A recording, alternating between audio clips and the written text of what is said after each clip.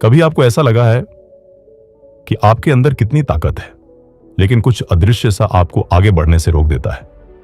कभी लगता है कि बस थोड़ा सा बदल जाए तो जिंदगी बिल्कुल अलग हो सकती है। तो सच मानिए, रुकावट बाहर नहीं है, रुकावट आपके दिमाग की बनाई हुई खुद की तस्वीर है। नमस्कार दोस्तों, आज आप सुनने जा रहे हैं एक ऐसी किताब जो कहती है अगर आप अपनी मानसिक तस्वीर बदल दें तो किस्मत खुद बदल जाती है। यह है psycho cybernetics, doctor Maxwell malts द्वारा लिखी गई एक लाइफ ट्रांसफॉर्मिंग किताब। यह किताब बताती है कि हमारा दिमाग एक बेहद शक्तिशाली मशीन है जो 100% सही है, उसी दिशा में चलता है जैसी तस्वीर आप अपने बारे में बना लेते हैं। अगर तस्वीर छोटी है तो जिंदगी भी छोटी हो जाती है, और अगर तस्वीर बड़ी है तो आप वो भी हासिल कर लेते हैं जो पहले असंभव लगता था। चलिए शुरुआत करते हैं। चैप्टर 1, सेल्फ इमेज, यानी आपकी पूरी जिंदगी की असली चाबी। डॉक्टर मैक्सवेल मॉल्ट्स एक प्लास्टिक सर्जन थे। वह देखते थे कि किसी का चेहरा बदलने पर कई बार पूरी जिंदगी बदल जाती थी, लेकिन कई बार चेहरा बदलने के बाद भी आदमी पहले जैसा ही डरपोक, कमजोर और असुरक्षित महसूस करता था। तभी उन्होंने एक चौंकाने वाली बात समझी। असली बदलाव चेहरे में नहीं होता, असली बदलाव उस सेल्फ इमेज में होता है। मेन होता है जो हम अपने बारे में दिमाग में बनाकर रखते हैं। सेल्फ इमेज वो चुपचाप बनी हुई अंदरूनी तस्वीर है। आप अपने बारे में क्या सोचते हैं, आप क्या कर सकते हैं और क्या नहीं कर सकते, आप किस लायक हैं, और दुनिया आपको कैसे देखती होगी। और सबसे गहरी बात, आप अपने बारे में जैसी तस्वीर मान लेते हैं, आपकी पूरी जिंदगी उसी तस्वीर को सच साबित करने लगती है। अगर किसी को बचपन से कहा गया कि वह स्लो है, तो बड़ा होकर भी उसका दिमाग उसी तस्वीर के हिसाब से काम करेगा, चाहे वह कितना भी होशियार क्यों ना हो, क्योंकि दिमाग कहता है तुम वही हो जो तुम खुद को मानते हो। इस पहले अध्याय का असली संदेश बहुत सीधा है। अगर आपको अपनी जिंदगी बदलनी है तो सबसे पहले अपने दिमाग में बसे खुद के बारे में पुराने विश्वास बदलने होंगे, क्योंकि दिमाग एक मशीन है जो आपकी सेल्फ इमेज को लक्ष्य मानकर ही काम करता है। आज बस खुद से एक सरल सवाल पूछिए, क्या मैं खुद को उतना ही बड़ा मानता हूं जितना बड़े सपने में देखता हूं? अब अगले अध्याय में हम जानेंगे कि हमारे अंदर एक प्राकृतिक सफलता तंत्र होता है, एक जन्मजात सिस्टम जो हमें लक्ष्य तक पहुंचाने के लिए बना है। पर वो सिस्टम कैसे एक्टिवेट होता है और क्यों कई लोग इसे कभी इस्तेमाल ही नहीं कर पाते। चैप्टर 2, आपके अंदर छिपा सक्सेस मैकेनिज्म। क्या आपने कभी सोचा है कि तीर चलाते समय हमें हवा का रास्ता नहीं पता होता, लेकिन तीर फिर भी अपने निशाने तक पहुंच जाता है। डॉक्टर मैक्सवेल मॉल्ट्स कहते हैं कि हमारे दिमाग में भी ऐसा ही एक टारगेट सीकिंग मैकेनिज्म मौजूद है, एक अद्भुत सिस्टम जिसे किताब कहती है सक्सेस मैकेनिज्म। यह हर इंसान के अंदर होता है, आपके अंदर भी। बस फर्क इतना है कि कोई इसे जगाना सीख लेता है और कोई पूरी जिंदगी सोए रखता है। सक्सेस मैकेनिज्म तभी एक्टिवेट होता है जब आपके पास एक साफ लक्ष्य हो और उस लक्ष्य तक पहुंचने का ईमानदार यकीन हो। जब यह दो चीजें मिल जाती हैं तो दिमाग उसी दिशा में रास्ते ढूंढना खुद शुरू कर देता है, बिल्कुल वैसे ही जैसे एक मिसाइल अपने टारगेट को लॉक करके खुद अपने रास्ते बना लेती है। अगर आप सच में मान लें कि हां, मैं YouTube पर 1 लाख सब्सक्राइबर्स तक पहुंच सकता हूं, तो आपका दिमाग आइडियाज और एक्शंस जनरेट करना शुरू कर देता है। आप सोचते हैं कि आप कॉन्शियसली प्लानिंग कर रहे हैं, पर असल में आपका सक्सेस मैकेनिज्म बैकग्राउंड में काम कर रहा होता है। इस अध्याय का असली संदेश बहुत सीधा है। लक्ष्य स्पष्ट रखो, खुद को योग्य मानो और दिमाग को काम करने दो। हर स्टेप का पता होना जरूरी नहीं, दिमाग रास्ता बना लेता है, आपको बस डायरेक्शन देनी है। बाकी काम ये अद्भुत मशीन खुद करती है। आज सिर्फ एक बात सोचिए, आपका वो एक लक्ष्य कौन सा है जिसे आपका सक्सेस मैकेनिज्म आज से पूरा करना शुरू कर सकता है। अगले अध्याय में मॉल्ट्स बताते हैं कि इस सक्सेस मैकेनिज्म को एक्टिवेट करने की सबसे शक्तिशाली तकनीक है इमेजिनेशन, क्योंकि दिमाग असली और कल्पना में फर्क ही नहीं करता। चैप्टर 3, इमेजिनेशन, सक्सेस मैकेनिज्म की पहली चाबी। कल्पना कीजिए, आप एक शांत कमरे में बैठे हैं, आंखें बंद हैं और आपके मन में एक फिल्म चल रही है जिसमें आप बिल्कुल वही इंसान बन चुके हैं जिस बनने का आपने हमेशा सपना देखा है। कमाल की बात यह है कि आपका दिमाग इस फिल्म को सच और झूठ में फर्क करके नहीं देखता। जो भी आप गहराई से इमेजिन करते हैं, दिमाग उसे एक वास्तविक अनुभव की तरह ही मान लेता है। इसीलिए डॉ मॉल्ट्स कहते हैं, इमेजिनेशन इज द फर्स्ट की, यानी सफलता का दरवाजा इमेजिनेशन से ही खुलता है। दिमाग की एक खास बात है, अगर आप खुद को बार बार कैपेबल, कॉन्फिडेंट और स्ट्रांग इमेजिन करते हैं तो दिमाग इसे आपका सच बना देता है। लेकिन अगर आप हर बार डर, कमजोरी और असफलता की तस्वीरें दिखाते हैं तो दिमाग उस नेगेटिव कहानी को ही आपकी रियलिटी बना देता है। सोचिए, दो लोग हैं, एक कहता है मैं स्टेज पर हमेशा नर्वस हो जाता हूं, दूसरा कहता है मैं स्टेज पर जाते ही कॉन्फिडेंट हो जाता हूं। सच क्या है? दोनों ही अपनी इमेजिनेशन के प्रोडक्ट्स हैं। पहला डर की फिल्म चलाता है, दूसरा कॉन्फिडेंस की, और दोनों का दिमाग उसी फिल्म को फॉलो करता है। इस अध्याय का असली संदेश बहुत साफ है। आप अपनी इमेजिनेशन से अपनी जिंदगी की दिशा तय करते हैं। अगर आपकी इनर मूवी नेगेटिव है तो आपकी बाहरी रियलिटी भी नेगेटिव बनती है। लेकिन अगर आप रोज कुछ मिनट अपनी आंखें बंद करके अपने आइडियल वर्जन को क्लियर, कलरफुल और रियल तरीके से इमेजिन करते हैं तो कुछ ही दिनों में आपका व्यवहार बदलने लगता है, क्योंकि दिमाग वही दोहराता है जो आप अपने मेंटल स्क्रीन पर उसे बार बार दिखाते हैं। अब बस एक बात सोचिए, अगले 24 घंटों में आप अपने दिमाग को कौन सी फिल्म दिखाने वाले हैं? Confidence, success, fearless personality? आप जो चुनेंगे वही आपकी रियलिटी बनना शुरू हो जाएगी। अब अगला अध्याय बताता है कि हम बचपन से कुछ गलत बिलीव में हाइप्नोटाइज होते हैं, और जब तक इन झूठी मान्यताओं को तोड़ा नहीं जाता, न सेल्फ इमेज बदलती है, न सक्सेस मैकेनिज्म एक्टिवेट होता है। चैप्टर 4, झूठी मान्यताओं की हिप्नोटिज्म से खुद को आजाद करें। कभी सोचा है कि हम अपने बारे में जो भी मानते हैं, क्या वो सच होता है, या बस हमें यह यकीन दिलाया गया होता है कि वो सच है? इस अध्याय में डॉक्टर मॉल्ट्स एक चौंकाने वाली बात बताते हैं।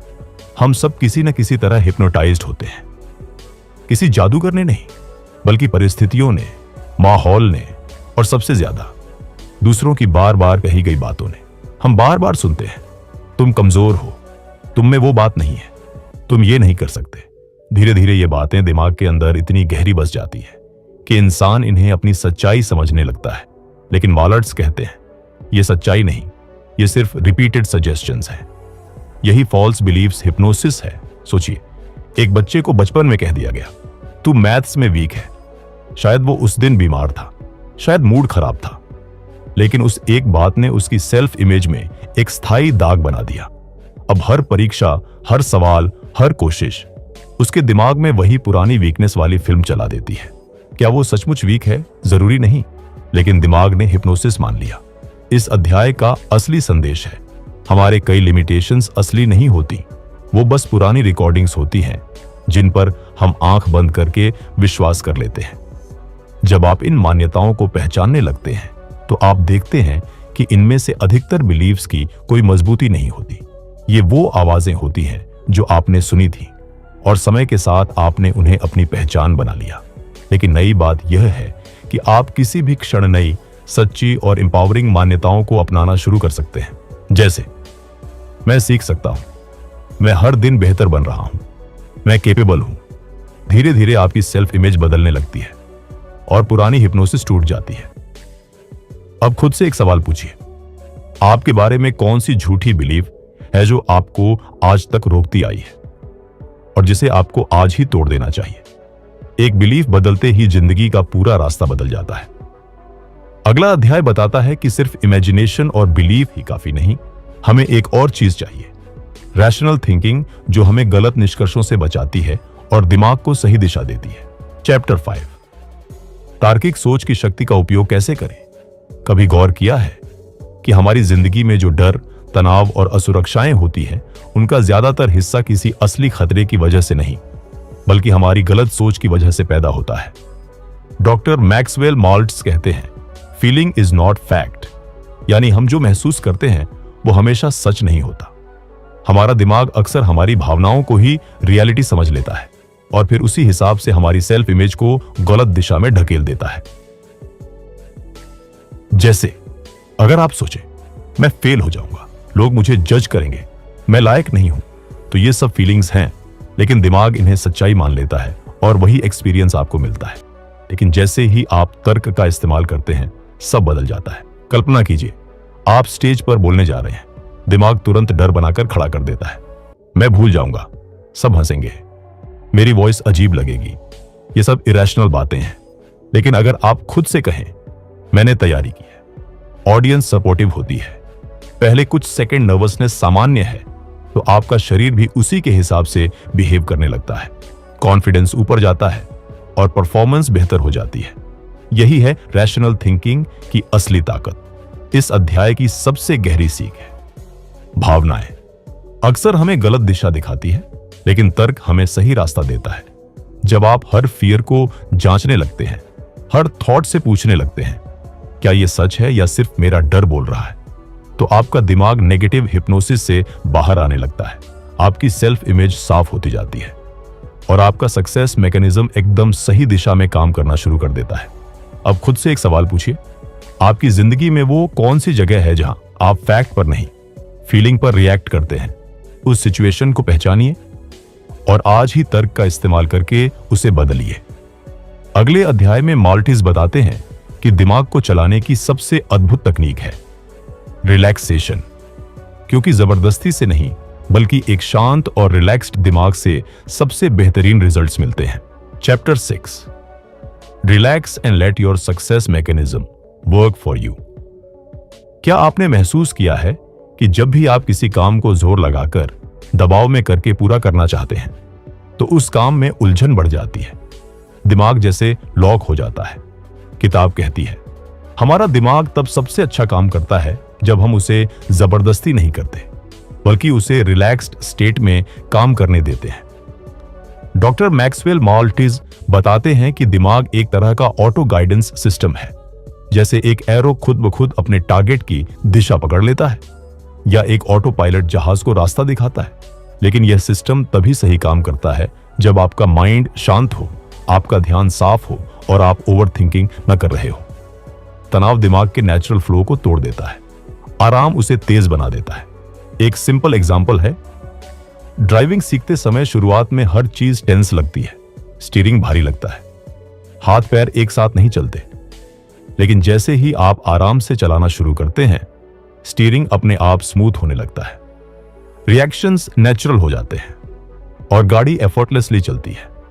यही फॉर्मूला हर गोल, हर स्किल और हर परफॉर्मेंस पर लागू होता है। किताब कहती है कि रिलैक्सेशन आपकी इनर क्रिएटिव मशीनरी को खोल देता है। जब आप रिलैक्स्ड होते हैं, आपकी क्लैरिटी बढ़ती है, मेमोरी तेज होती है, कॉन्फिडेंस ऊपर आता है और आपका अंदरूनी गाइडेंस आपको सही रास्ता दिखाने लगता है। असली समझ उसी में है, जो दबाव में भी शांत रह सके वही असल में स्मार्ट है। रिलैक्सेशन के 2 आसान तरीके बताए जाते हैं।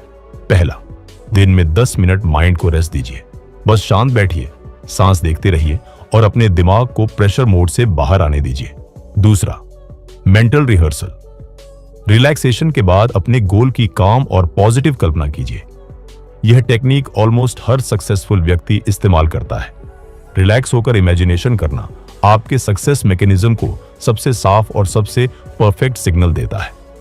इस अध्याय का गहरा लेसन यही है, आप तब जीतते हैं जब आप खुद को रिलैक्स करने देते हैं। आपका माइंड बंद मुट्ठी की तरह तब काम करता है जब आप उसे दबाव में रखते हैं, लेकिन जैसे ही आप उसे छोड़ देते हैं, वह आपकी पूरी क्षमता बाहर लाने लगता है।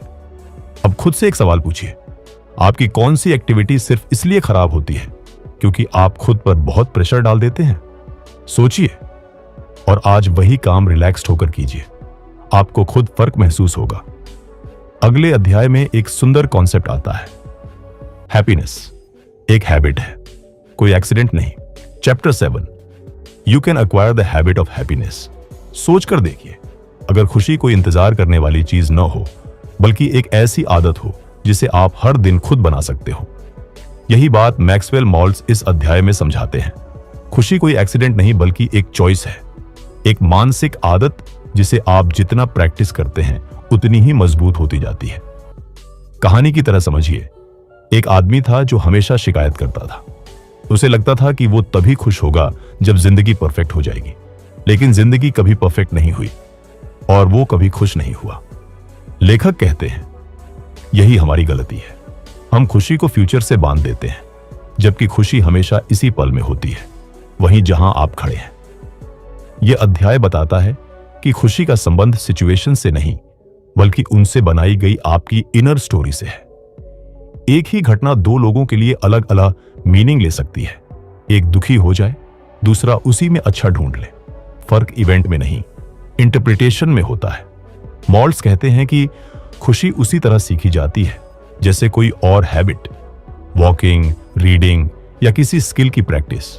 अगर हम रोज डरने, कंपेयर करने या शिकायत करने की आदत बना सकते हैं, तो हम खुश रहने की आदत भी बना सकते हैं। खुशी की शुरुआत वहीं होती है जहां आप अपने दिमाग को यह याद दिलाते हैं कि आपके पास क्या अच्छा है। जब आप लाइफ में गुड चीजें एक्सपेक्ट करने लगते हैं, तो दिमाग धीरे धीरे उसी डायरेक्शन में काम करना शुरू कर देता है। और जब आप प्रॉब्लम्स को बार बार रिपीट करना बंद कर देते हैं, तो दिमाग सॉल्यूशन की तरफ शिफ्ट होने लगता है। यही चीज हैप्पीनेस को नेचुरल बना देती है। अध्याय का सबसे बड़ा संदेश है, खुशी एक एटीट्यूड है और एटीट्यूड का आधार आपका सेल्फ इमेज है। अगर आप अपने आप को अनलकी या कमजोर मानते हैं, तो दिमाग हर चीज को उसी फिल्टर से देखता है। लेकिन अगर आप खुद को वर्दी, केपेबल और डिजर्विंग मानते हैं, तो दिमाग नेचुरली खुशी को अट्रैक्ट करने लगता है। खुशी कोई बड़ी चीज नहीं मांगती, बस एक फैसला, आज से मैं इसे प्रैक्टिस करूंगा, छोटे छोटे स्टेप्स में, अभी से। Chapter 8, success type personality. किताब एक बहुत गहरी बात कहती है। सफलता किसी किस्मत का खेल नहीं है, बल्कि पर्सनालिटी का रिजल्ट है। और यह पर्सनालिटी किसी के पास जन्म से नहीं होती, जिसे कोई भी इंसान सीख सकता है। इस बात को समझने के लिए एक छोटी सी कहानी। दो दोस्त थे, अमित और राघव। दोनों ने साथ में बिजनेस शुरू किया और पहली कोशिश में नुकसान हो गया। अमित ने तुरंत खुद को हारने वाला मान लिया, जबकि राघव ने कहा कि यह बस एक लेसन था और अगली बार बेहतर होगा। कुछ साल बाद अमित ने कोशिशें छोड़ दी और दूसरी तरफ राघव का बिजनेस सफल हो चुका था। दोनों में फर्क था, उनकी सोच, उनका नजरिया, उनकी पर्सनैलिटी। सक्सेस टाइप पर्सनैलिटी की पहली खासियत यह होती है कि ऐसे लोग जानते हैं कि उन्हें जाना कहां है। जिनके भीतर डायरेक्शन होती है, उनका दिमाग भी उसी दिशा में डिसीजन लेता है। जब व्यक्ति को अपना लक्ष्य साफ दिखता है, तो रास्ता खुद स्पष्ट होने लगता है। ऐसी पर्सनैलिटी की दूसरी खूबसूरत चीज है हिम्मत, डर होने के बावजूद कदम उठाने की क्षमता। सक्सेसफुल लोग परफेक्ट समय का इंतजार नहीं करते, वे इम्परफेक्ट शुरुआत करते हैं और रास्ते में खुद को सुधारते जाते हैं। दुनिया में ज्यादातर लोग डर में फंसकर शुरू ही नहीं करते, और जो शुरू कर देता है वही आगे निकल जाता है। तीसरी चीज है ईमानदारी। खुद से और दूसरों से सच बोलने की आदत इंसान को अंदर से हल्का बनाती है। जिस व्यक्ति के भीतर गिल्ट या दिखावा नहीं होता, उसके डिसीजंस तेज और क्लियर होते हैं। सक्सेस पर्सनैलिटी का एक और मजबूत हिस्सा है कंपैशन, दूसरों की फीलिंग्स को समझना। सक्सेसफुल लोग जानते हैं कि ग्रोथ अकेले नहीं होती, रिश्तों के साथ होती है। सम्मान, एम्पैथी और अच्छा व्यवहार आपकी पर्सनैलिटी को मैग्नेटिक बनाते हैं। इसके बाद आता है सेल्फ एक्सेप्टेंस। खुद को कड़ाई से जज न करना, बल्कि खुद को स्वीकार करके आगे बढ़ना। कई लोग परफेक्ट बनने का इंतजार करते हैं, लेकिन सच यह है कि इम्परफेक्ट होकर शुरू करने वाले ही दुनिया बदलते हैं। इन सब के साथ एक सफल पर्सनैलिटी की एक और अनमोल आदत है फैसले लेना। ओवरथिंकिंग इंसान को पीछे खींचती है, जबकि डिसाइसिवनेस आगे धकेलती है। जब आप खुद को यह अनुमति देते हैं कि आप रास्ते में गलत भी हो सकते हैं, तब आप ग्रोथ के असली रास्ते खोलते हैं। और अंत में पॉजिटिव एटीट्यूड। इसका मतलब यह नहीं कि समस्याएं नहीं आएंगी, बल्कि इसका मतलब है कि समस्याओं में भी रास्ता देख पाना। सक्सेसफुल लोग हर सेटबैक को फीडबैक की तरह लेते हैं और उसी से अपनी स्ट्रेटेजी सुधारते हैं। इन सभी आदतों को कोई भी इंसान धीरे धीरे डेवलप कर सकता है। रोज अपनी डेस्टिनेशन को इमेजिन करना, छोटे कदम उठाना, खुद को एनकरेज करना, गलतियों को सीख की तरह लेना और लोगों के साथ अच्छा व्यवहार करना, ये वह चीजें हैं जो पर्सनैलिटी को सक्सेस की तरफ मोल्ड करती है। अब बस एक सवाल अपने आप से पूछिए, आपकी पर्सनालिटी कौन सी दिशा में जा रही है? क्या आप वही ट्रेट्स अपना रहे हैं जो आपको आगे ले जाए, या अभी भी लक के भरोसे बैठे हैं? आप सफलता को स्किल मानेंगे, तभी आपका दिमाग उसे स्किल की तरह सीखना शुरू करेगा। Chapter 9, failure mechanism. यानी कई बार हम पूरी कोशिश करते हैं, मेहनत भी करते हैं, लेकिन अंदर कहीं एक अदृश्य सी रुकावट हमें आगे बढ़ने नहीं देती। डॉक्टर मॉल्ट्स इसे फेलियर मैकेनिज्म कहते हैं। दिमाग का वही हिस्सा जो डर, चिंता और खुद पर शक की वजह से हमें रोक देता है। ये रुकावट अचानक नहीं बनती, ये तब पैदा होती है जब हम छोटी गलतियों को बड़ा बना लेते हैं, बार बार खुद को दोष देते हैं और हर नई स्थिति में खतरा ही खोजते हैं। दिमाग इन अनुभवों को सच मान लेता है और हमें सुरक्षित रखने के नाम पर एक्शन लेने से रोक देता है। इसलिए हम जानते हुए भी आगे नहीं बढ़ पाते। लेकिन अच्छी बात यह है कि यह फेलियर मैकेनिज्म कोई स्थायी सच्चाई नहीं है। यह सिर्फ एक सीखा हुआ पैटर्न है। जैसे हमने इसे अपनाया है, वैसे ही हम इसे बदल भी सकते हैं। जब हम सकारात्मक अनुभवों को याद करते हैं, अपनी छोटी जीतों को महत्व देते हैं और खुद को क्रिटिसाइज करने की बजाय सुधारने पर ध्यान देते हैं, तो दिमाग का यह पुराना पैटर्न टूटने लगता है। धीरे धीरे दिमाग समझने लगता है कि डर असली नहीं है और हम वास्तव में आगे बढ़ सकते हैं। यही वह मोड़ होता है जब आपका सक्सेस मैकेनिज्म जगना शुरू हो जाता है। इस पूरे चैप्टर का संदेश सिर्फ इतना है, असफलता कोई स्थायी पहचान नहीं, सिर्फ दिमाग की एक आदत है और हर आदत की तरह इसे बदला जा सकता है। Chapter 10, emotional scars. अदृश्य घाव जो जिंदगी रोक देते हैं। हमारी जिंदगी में कुछ ऐसे घाव होते हैं जो दिखाई नहीं देते, लेकिन हर दिन महसूस होते हैं। किसी का हार्श कमेंट, बचपन की कोई इंसल्ट, रिजेक्शन या खुद से की गई नफरत। ये सब हमारे चेहरे पर नहीं, बल्कि हमारी सेल्फ इमेज पर चोट करते हैं। इन्हें डॉक्टर मॉल्ट्स इमोशनल स्कार्स कहते हैं। वो घाव जो दिमाग के अंदर बस जाते हैं और हमें बार बार वहीं रोक देते हैं। ये घाव एक झटके में नहीं बनते। कभी किसी ने गुस्से में कह दिया कि तू कुछ नहीं कर सकता, और दिमाग ने उसे सच मान लिया। वो याद दिमाग में ऐसे फंस जाती है कि बार बार रिप्ले होने लगती है। धीरे धीरे इंसान खुद को उसी नजर से देखने लगता है जैसे कभी किसी और ने देखा था। इमोशनल स्कार्स की सबसे खतरनाक बात यही है, ये दिखते नहीं, इसीलिए ठीक भी नहीं होते जब तक हम खुद उन्हें हील करने का फैसला न कर लें। डॉक्टर मॉल्ट्स कहते हैं कि हीलिंग की शुरुआत वहीं से होती है जहां हम खुद को यह मानने से रोक देते हैं कि हम वही हैं जो दूसरे हमें कह गए थे। किसी की बोली हुई एक लाइन हमारा सच नहीं बन जाती जब तक हम उसे खुद स्वीकार न कर लें। फिर आता है उनका सबसे खूबसूरत कॉन्सेप्ट, इमोशनल फेस लिफ्ट। जैसे चेहरे को फ्रेश करने के लिए फेस लिफ्ट किया जाता है, उसी तरह आत्मा को फ्रेश करने के लिए हम अपने अंदर से पुराने घावों को ढीला छोड़ते हैं। इसका मतलब है खुद को और दूसरों को माफ करना, दर्द भरी यादों को बार बार दोहराना बंद करना और अपने दिमाग में खुद का एक नया, मजबूत और लवेबल वर्जन बनाना।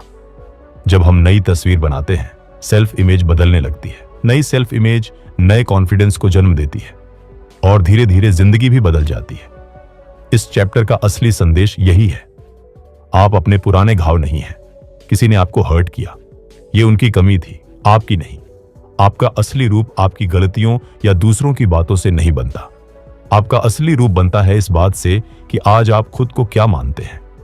जब आप अपनी कहानी बदलना शुरू करते हैं, तभी इमोशनल स्कार्स मिटने लगते हैं और एक नया आप जन्म लेता है। चैप्टर 11, अपनी असली पर्सनैलिटी को कैसे जगाएं। हम सबके अंदर एक नेचुरल पर्सनैलिटी होती है, एक ऐसा वर्जन जो कॉन्फिडेंट है, साफ है और बिना डर के खुद को एक्सप्रेस कर सकता है। लेकिन जिंदगी के दौरान इस असली वर्जन पर कई लेयर्स चढ़ जाती है। डर की लेयर, कंपैरिजन की लेयर, लोग क्या कहेंगे वाली लेयर और बचपन में सुनी जजमेंट्स की लेयर। धीरे धीरे हम वो दिखाने लगते हैं जो हम हैं ही नहीं, और जो हम सच में हैं वो भीतर ही छुपा रह जाता है। डॉक्टर मॉल्ट्स कहते हैं, असली पर्सनैलिटी को अनलॉक करना नया कुछ बनना नहीं है, बल्कि वो सब हटाना है जो हमारे अंदर पहले से नहीं था। पर्सनैलिटी बनाई नहीं जाती, पहचानी जाती है। जब आप इंप्रेस करने की कोशिश छोड़ देते हैं और सिर्फ एक्सप्रेस करना शुरू करते हैं, तभी आपका रियल सेल्फ बाहर आता है। असली पर्सनैलिटी तब खिलती है जब दिमाग रिलैक्स्ड होता है, क्योंकि जब हम खुद को दबाव देते हैं कि हमें परफेक्ट होना है, तभी हम अननेचुरल दिखाई देने लगते हैं। लोग परफेक्ट इंसान को एडमायर नहीं करते, लोग रियल इंसान को पसंद करते हैं। और जब आप शांत रहते हैं, आपका नेचुरल ह्यूमर, नेचुरल इंटेलिजेंस और नेचुरल चार्म अपने आप सामने आने लगता है। दूसरी बड़ी गलती है दूसरों जैसा बनने की कोशिश। हम कई बार इसलिए शाइन नहीं कर पाते क्योंकि हम किसी और की कॉपी बन जाते हैं। लेकिन हर इंसान के अंदर एक यूनिक कॉम्बिनेशन होता है। आपकी आवाज, आपका अनुभव, आपकी सोच। दुनिया में किसी के पास एक जैसा मिक्स नहीं है, और यही यूनिकनेस आपकी असली पर्सनैलिटी है। जब आप खुद को स्वीकार करते हैं, तब वो पर्सनैलिटी खुलने लगती है। लेखक कहते हैं, रियल पर्सनैलिटी एक्शन में दिखती है, सोच में नहीं। आप चाहे कितनी भी प्लानिंग कर लें, बदलाव तब आता है जब आप बोलते हैं, कदम उठाते हैं और डर के बावजूद आगे बढ़ते हैं। आपका नेचुरल स्टाइल एक्शन में चमकता है, ओवर थिंकिंग में नहीं। आखिर में बात आती है सेल्फ इमेज की। आप खुद को जैसा मानते हैं, आपकी पर्सनैलिटी वैसी ही बन जाती है। अगर सेल्फ इमेज स्ट्रांग है तो पर्सनैलिटी कॉन्फिडेंट होती है। अगर सेल्फ इमेज कमजोर है तो पर्सनैलिटी अपने आप सिकुड़ जाती है। इसलिए पर्सनैलिटी ग्रो करना मतलब पहले सेल्फ इमेज को हील और मजबूत बनाना। इस चैप्टर का सबसे खूबसूरत संदेश यही है। सबसे अट्रैक्टिव पर्सनैलिटी वही है जो खुद को स्वीकार करती है, जो खुद से शांति में है। वो दूसरों को भी स्पेस देता है। वो कंपेयर नहीं करता, जज नहीं करता और दूसरों से डरता भी नहीं। जब आप खुद के साथ कंफर्टेबल होते हैं, तभी आपकी रियल पर्सनैलिटी चमकती है। Chapter 12, the path to becoming truly great. महान बनना कोई ट्रॉफी जीतने जैसा एक पल का काम नहीं है। ये एक सफर है, धीरे धीरे भीतर से शुरू होने वाला बदलाव। इस अध्याय का सबसे खूबसूरत संदेश यही है कि ग्रेटनेस बाहर की दुनिया में नहीं मिलती, ग्रेटनेस हमारे अंदर पैदा होती है। हम तब महान बनते हैं जब हम दूसरों से नहीं, बल्कि अपनी ही कल की वर्जन से आगे बढ़ते हैं। हर महान इंसान के भीतर एक खास आग होती है, अपनी मंजिल को साफ देखने की क्षमता। जब डायरेक्शन साफ होती है, दुनिया की नॉइज खुद ब खुद फेड होने लगती है। क्लैरिटी एक ऐसी रोशनी है जो डर को करेज में बदल देती है और इंसान को ऐसे फैसले लेने देती है जो बाकी लोग सोचकर भी नहीं लेते। लेकिन सिर्फ क्लैरिटी काफी नहीं होती। ग्रेटनेस रोज के छोटे छोटे डिसिप्लिन कदमों से बनती है। मोटिवेशन कभी कभी आती है, लेकिन डिसिप्लिन वह साथी है जो हर दिन आपके साथ चलता है। महान लोग परफेक्ट होने की नहीं सोचते, वे बस आज कल से थोड़ा बेहतर बनने की कोशिश करते हैं। यही कंसिस्टेंसी उन्हें आगे ले जाती है। और सबसे महत्वपूर्ण बात, महान लोग अपनी सफलता सिर्फ अपने तक नहीं रखते, वे अपनी स्किल्स, अपने आइडियाज और अपनी लर्निंग्स दूसरों की जिंदगी आसान बनाने में इस्तेमाल करते हैं। खुद से आगे सोचना ही कंट्रीब्यूशन है, और यही कंट्रीब्यूशन किसी इंसान को यादगार बना देता है। इतिहास उन्हीं को याद रखता है जो सिर्फ लेने वाले नहीं, बल्कि देने वाले होते हैं। अध्याय का अंतिम संदेश बहुत सरल लेकिन बेहद गहरा है। ग्रेटनेस कोई डेस्टिनेशन नहीं है, यह एक आदत है, एक माइंडसेट है, एक तरीका है जीने का।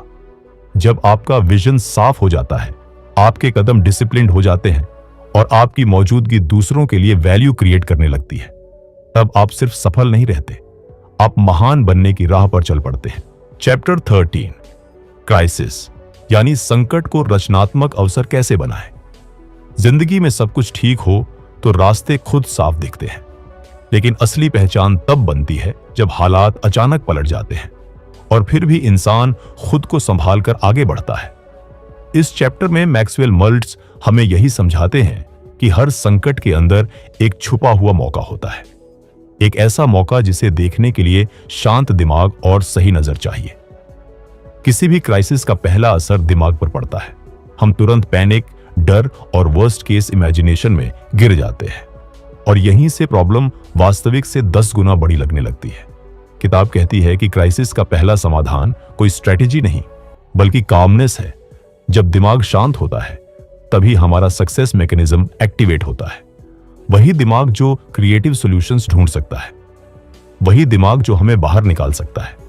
क्राइसिस को पर्सनल बनाने की हमारी आदत भी हमें कमजोर करती है। हम सोचते हैं, मेरे साथ ही क्यों हुआ? लेकिन लेखक कहते हैं कि क्राइसिस कोई इंसल्ट नहीं है, यह सिर्फ एक सिचुएशन है। जैसे ही आप प्रॉब्लम को अटैक की तरह नहीं, एक नॉर्मल स्थिति की तरह देखने लगते हैं। क्लैरिटी लौट आती है और दिमाग ऑटोमेटिकली पूछने लगता है, अब इससे बाहर कैसे निकलना है। इस चैप्टर का एक सबसे पावरफुल पार्ट इमेजिनेशन वाला है। क्राइसिस में हम नेचुरली वर्स्ट केस इमेजिन करते हैं, जो डर को और बढ़ा देता है। लेकिन साइको साइबरनेटिक्स का रूल कहता है, दिमाग उसी डायरेक्शन में काम करता है जिसकी तस्वीर आप उसे दिखाते हैं। अगर आप बेस्ट केस सिनेरियो इमेजिन करते हैं तो आपका दिमाग उसी दिशा में रास्ते बनाना शुरू कर देता है। यही इमेजिनेशन क्राइसिस को क्रिएटिविटी में बदल देती है। और एक गहरी सच्चाई, क्राइसिस अक्सर आपको एक नया वर्जन देता है। जब पुरानी सेल्फ इमेज टूटती है तब एक नया कॉन्फिडेंस, नई समझ और नई ताकत पैदा होती है। कई लोग अपनी सबसे बड़ी ग्रोथ उसी दिन से शुरू करते हैं जब उनकी जिंदगी में सबसे बड़ी क्राइसिस आती है। इस चैप्टर का संदेश बहुत साफ है, क्राइसिस आपको रोकने नहीं आती, क्राइसिस आपको नया बनाने आती है। बस जरूरत है पैनिक को शांत करने की, इमेजिनेशन को सही दिशा देने की और सिचुएशन को पर्सनल न बनाने की। Chapter 14, winning feeling. इस चैप्टर का पूरा संदेश सिर्फ एक बात पर टिका है, जीत पहले बाहर नहीं, अंदर होती है। मैक्सवेल मॉल्ट्स कहते हैं कि लाइफ में सफलता किसी टैलेंट, रिसोर्स या अपॉर्चुनिटी से नहीं, बल्कि उस फीलिंग से शुरू होती है जो आप अपने बारे में रखते हैं।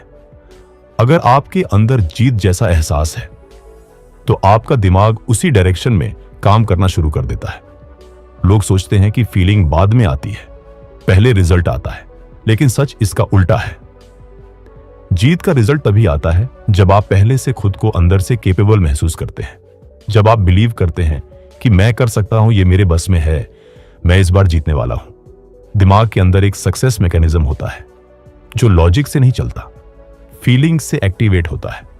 लॉजिक आपको हमेशा रोकेगा, डराएगा और एक्सक्यूजेस देगा, लेकिन विनिंग फीलिंग आपको उस एनर्जी से भर देती है जो एक्शन लेना आसान बना देती है। इस फीलिंग को नया बनाने की जरूरत नहीं होती। हर इंसान ने कभी ना कभी अपने लाइफ में कोई ऐसी छोटी या बड़ी जीत महसूस की होती है। किसी काम में सफलता, किसी डर को हराना, कोई चैलेंज पूरा करना। बस उसी फीलिंग को याद करो, दिमाग तुरंत उसी मोड में लौट आता है। आपके अंदर वही कॉन्फिडेंस, वही क्लैरिटी और वही पावर वापस आ जाती है। अगर आप हर दिन कुछ मिनटों के लिए खुद को इमेजिन करें कि आप ऑलरेडी जीत चुके हैं, तो दिमाग उस इमेजिनेशन को भी सच जैसा ही मानता है। वह उसी तरह की एनर्जी रिलीज करता है, जिसके बाद आपका कॉन्फिडेंस, फोकस और एक्शन आपके साइड में काम करने लगते हैं। विनिंग फीलिंग तब और मजबूत होती है जब आप अपनी छोटी छोटी जीतों को भी नोटिस करते हैं। एक अच्छा डिसीजन, एक प्रोडक्टिव दिन, एक छोटी प्रगति। जब आप इन माइक्रो विक्ट्रीज को महसूस करते हैं तो आपका दिमाग सीख जाता है कि आप जीतने वाले इंसान हो, और यह इनर आइडेंटिटी आपको नेचुरली और जीत की तरफ धकेलती है। इस चैप्टर का असली मैसेज यही है, अगर आप जीत जैसा महसूस करना सीख गए तो जीतना सिर्फ समय की बात रह जाती है। यह फीलिंग आपके दिमाग को ग्रीन सिग्नल देती है कि आप सक्षम हो, आप रास्ता ढूंढ लोगे। और जिस इंसान के भीतर यह विनिंग सिग्नल एक्टिवेट हो जाए, उसे लंबे समय तक कोई नहीं रोक सकता। Chapter 15, more years of life and more life in your ears. इस अंतिम अध्याय में मैक्सवेल मॉल्ट्स बताते हैं कि असली जिंदगी उम्र में नहीं, बल्कि उस एनर्जी में होती है जो हम हर दिन अपने अंदर लेकर जीते हैं। कुछ लोग 60 से 70 की उम्र में भी जवान दिखते हैं, क्योंकि उनके अंदर अभी भी एक्साइटमेंट, क्यूरियोसिटी और पर्पस जिंदा रहता है। और कुछ लोग 25 की उम्र में ही बूढ़े लगने लगते हैं, क्योंकि उन्होंने भीतर की आग बुझा दी होती है। लेखक कहते हैं कि उम्र शरीर में नहीं होती, वह आपके सेल्फ इमेज में होती है। अगर आप खुद को थका हुआ, कमजोर और पुराना महसूस करते हैं तो आपका शरीर भी वैसा ही बनने लगता है। लेकिन अगर आप खुद की छवि एनर्जेटिक और अलाइव देखते हैं तो आपका शरीर भी उसी एनर्जी को फॉलो करता है। दिमाग उम्र तय करता है, शरीर सिर्फ उसकी आज्ञा मानता है। इंसान तब बूढ़ा नहीं होता जब उसके साल बढ़ते हैं, इंसान तब बूढ़ा होता है जब उसकी इमेजिनेशन कम हो जाती है। बचपन में हर चीज एक्साइटिंग लगती थी, क्योंकि दिमाग ड्रीम्स से भरा होता था। जैसे जैसे हम बड़े होते हैं, हम इमेजिनेशन को छोटा करते जाते हैं और प्रॉब्लम्स को बड़ा। इसलिए असली जवानी उसी में है कि आप अपने ड्रीम्स को जिंदा रखें, नए काम सीखें और अपने माइंड को एक्टिव बनाए रखें। इस चैप्टर का एक कोर ट्रूथ यह है कि एक एक्टिव माइंड हमेशा एक्टिव लाइफ देता है। जब इंसान के पास पर्पस होता है, उसे हर दिन जीने की एक वजह मिलती है और तभी एनर्जी अंदर से बहने लगती है। इसके उलट उद्देश्य की कमी इंसान को जवान उम्र में ही थका हुआ बना देती है। किताब यह भी कहती है कि हैप्पीनेस कोई लग्जरी नहीं, बल्कि एक हेल्थ टॉनिक है। खुश इंसान के शरीर में ऐसी एनर्जी बनती है जो उसे मेंटली भी यंग बनाती है और फिजिकली भी। पॉजिटिव फीलिंग्स दिमाग और शरीर दोनों को हील करती है, जबकि स्ट्रेस इंसान को भीतर से जला देता है। इसलिए हर दिन थोड़ा सा समय उस काम में लगाना जो आपको खुशी दे, आपकी उम्र को नहीं, आपकी लाइफ को बढ़ाता है। और सबसे सुंदर बात, जब आप दूसरों की लाइफ में खुशी, सपोर्ट या मोटिवेशन देते हैं, तो आपकी अपनी लाइफ में भी वार्मथ और एनर्जी लौट कर आती है। कंट्रीब्यूशन इंसान को जिंदा रखता है। जो लोग दूसरों में लाइट फैलाते हैं, वे हर उम्र में ग्लोइंग रहते हैं। चैप्टर का अंतिम संदेश बहुत ही सरल लेकिन पावरफुल है। जिंदगी सालों से नहीं मापी जाती, बल्कि उस एनर्जी से मापी जाती है जो आप हर साल में लेकर आते हैं। अगर आपकी इमेजिनेशन जिंदा है, आपका माइंड एक्टिव है, आपका हार्ट पॉजिटिव है और आपका पर्पस साफ है, तो कोई भी उम्र आपको बूढ़ा नहीं कर सकती। धीरे धीरे यह यात्रा खत्म हो रही है, लेकिन सच तो यह है कि किताब का अंत आपकी नई जिंदगी की शुरुआत है। साइको साइबरनेटिक्स हमें एक गहरी बात सिखाती है। आपकी जिंदगी वैसे नहीं बदलती जैसी दुनिया चाहती है। आपकी जिंदगी वैसी बदलती है जैसी तस्वीर आप अपने दिमाग में बनाते हैं। अक्सर हम सोचते हैं कि बदलाव के लिए कोई बड़ी घटना चाहिए, लेकिन असली बदलाव तब आता है जब आपका सेल्फ इमेज बदलता है। जब आप खुद को कॉन्फिडेंट, कैपेबल और पर्पसफुल देखना शुरू कर देते हैं, तो दिमाग उसी दिशा में काम करने लगता है। यह किताब हमें बार बार याद दिलाती है कि इमेजिनेशन ही फ्यूचर बनाती है। आप जिस इंसान की छवि अपने भीतर बनाते हैं, वही धीरे धीरे आपकी असली जिंदगी बन जाती है। इस पूरी ऑडियो बुक में आपने सीखा कि नेगेटिव बिलीफ्स को कैसे छोड़ना है, हैप्पीनेस को एक हैबिट की तरह कैसे अपनाना है, विनिंग फीलिंग को कैसे पैदा करना है और हर क्राइसिस को ग्रोथ में कैसे बदलना है। और सबसे खूबसूरत बात, जीना सिर्फ सांस लेना नहीं है, जीना है एनर्जी, एक्साइटमेंट और पर्पस के साथ हर दिन उठना। अगर आपकी सेल्फ इमेज बदल गई, तो आपकी जिंदगी भी बदल जाएगी। अब बारी आपकी है। इस किताब को सिर्फ सुनिए नहीं, इसे जीना शुरू कीजिए। आज ही अपने भीतर एक छोटा सा बदलाव शुरू कर दीजिए, एक छोटा अपग्रेड जो आगे जाकर आपकी पूरी जिंदगी बदल सकता है। अगर यह वीडियो आपके दिल तक पहुंची हो,